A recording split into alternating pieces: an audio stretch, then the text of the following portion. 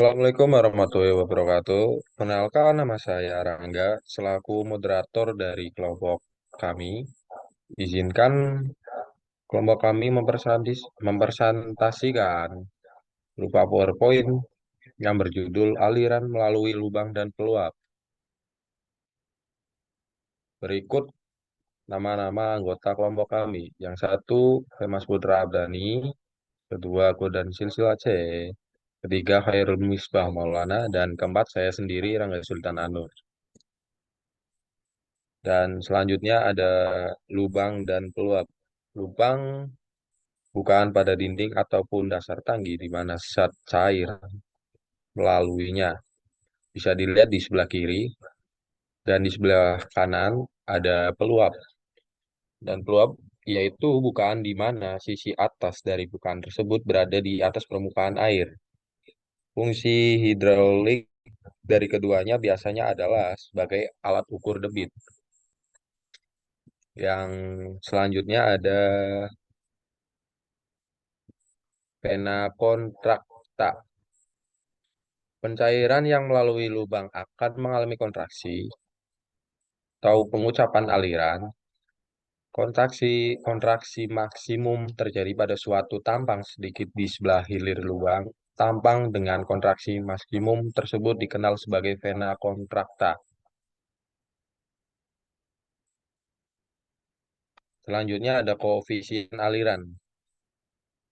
Pada aliran zat cair melalui lubang terjadi kehilangan tenaga sehingga beberapa parameter aliran akan lebih kecil dibanding pada aliran zat cair ideal. Berkurangnya parameter aliran tersebut dapat ditunjukkan oleh beberapa koefisien. Yang pertama yaitu koefisien kontraksi, yang kedua ada koefisien kecepatan, dan yang terakhir ketiga ada koefisien debit. Ya, jadi di sini saya Mas Putra Abdani akan melanjutkan presentasi tadi dari Mas Rangga. Selanjutnya koefisien kontraksi. Koefisien kontraksi didefinisikan sebagai perbandingan antara luas tampang aliran pada vena kontrakta. Ya, di sini rumusnya A ya, dan itulah dan luas lubang yang sama dengan tampang aliran zat cair ideal. Koefisien kontraksi tergantung pada tinggi energi, berbentuk, dan ukuran lubang.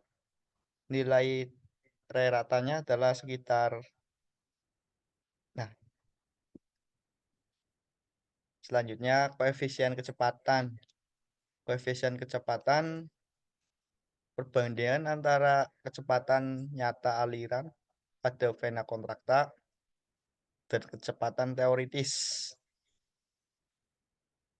Nilai koefisien kecepatan tergantung pada bentuk dari sisi lubang, dalam kurung lubang tajam atau dibulatkan ya teman-teman. Dan tinggi energi. Nilai rata dari koefisien kecepatan adalah CP sama dengan 0,97. Next. Monggo Mas Misbah. Perkenalkan, nama saya Khairul Misbah Maulana. Di sini saya akan melanjutkan presentasi dari teman saya yaitu Femas. Koefisien debit C sama dengan perbandingan antara debit nyata dan debit teoritis.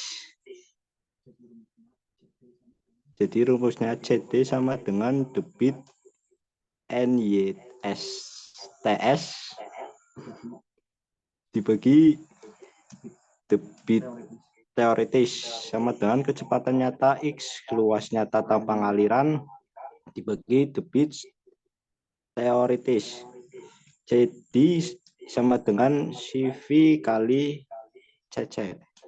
Koefisien kontraksi tergantung pada tinggi energi, bentuk, dan ukuran lubang, dan nilai latanya adalah sekitar CC sama dengan 0,64.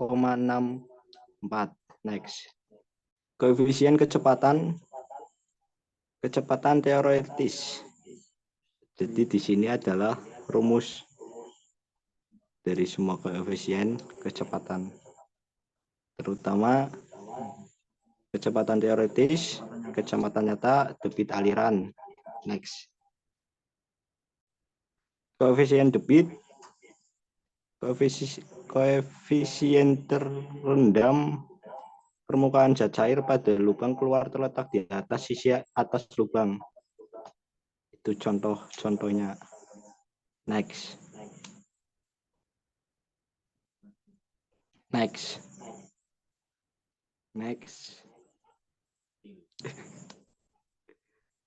Lubang terdalam X Q sama dengan CDB,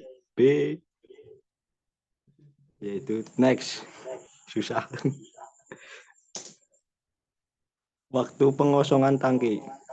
Waktu yang diperlukan untuk mengubah tinggi permukaan air dari H1 menjadi H2. Next. Aliran dari satu tangki ke tangki yang lain. Waktu yang diperlukan oleh perbedaan permukaan zat cair di kedua tangki dari H1 menjadi H2. Next.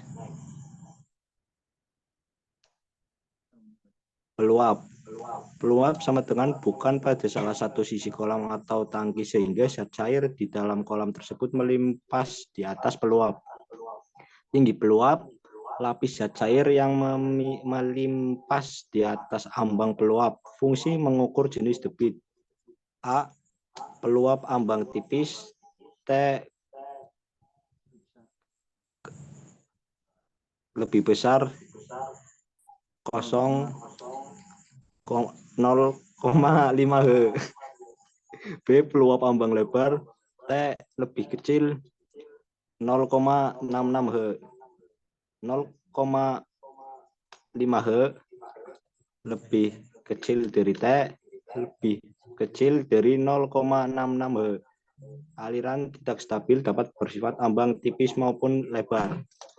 Untuk dilanjut Mas Goden. Next. Oke, perkenalkan nama saya Godan Farzilila. Saya akan melanjutkan presentasi yang telah disampaikan oleh Mas Isbah. Selanjutnya itu peluap tertekan adalah panjang peluap sama dengan lebar kolam atau saluran. Bisa dilihat gambar A. Peluap dengan kontraksi samping. Panjang peluap tidak sama dengan lebar kolam atau saluran. Next. Selanjutnya peluap terjunan atau sempurna, muka air hilir di bawah puncak peluap.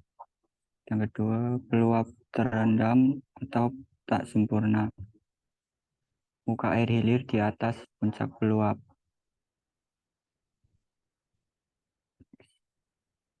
Berikut gambar bentuk-bentuk peluap. Ada segi 4, segitiga, dan trapesium. Next. Selanjutnya debit aliran melalui peluap segi 4. Bila air yang melalui peluap mempunyai kecepatan awal, maka dalam rumus debit tersebut, tinggi peluap harus ditambah dengan tinggi kecepatan. Yaitu rumusnya. Debit aliran melalui peluap segitiga. Bisa dilihat rumus yang tertera. Apabila sudut sama dengan 90 derajat, CD sama dengan 0,6 dan kecepatan gravitasi atau G sama dengan 9,81 meter per detik. Maka debit aliran menjadi G sama dengan 1,417 H pangkat 5/2. Selanjutnya adalah rumus debit aliran melalui peluap trapesium. Bisa dilihat rumusnya dengan keterangan yang ada. Next. Selanjutnya rumus dari debit aliran melalui peluap ambang lebar. Lanjut enggak? Dan debit aliran melalui peluap terendam. Next.